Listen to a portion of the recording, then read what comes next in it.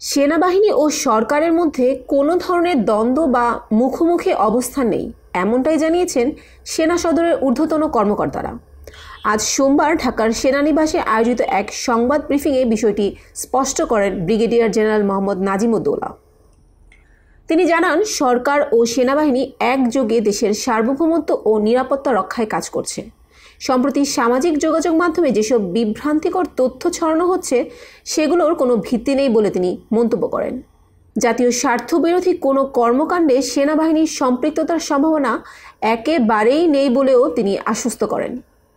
বন্দর করিডোর ইস্যুতে সেনাবাহিনীর কোনো সিদ্ধান্ত দেশের স্বার্থের বাইরে যেতে পারে না, এটা স্পষ্ট করে দেন।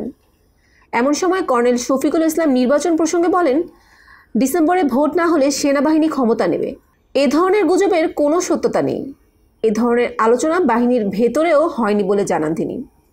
সারা মাস জুড়ে সেনাবাহিনীর বিভিন্ন কার্যক্রম তুলে ধরে তারা বলেন, বাহিনী সবসময় জাতির নিরাপত্তা ও স্থিতিশীলতায় দায়িত্বশীল ভূমিকা পালন করে আসছে।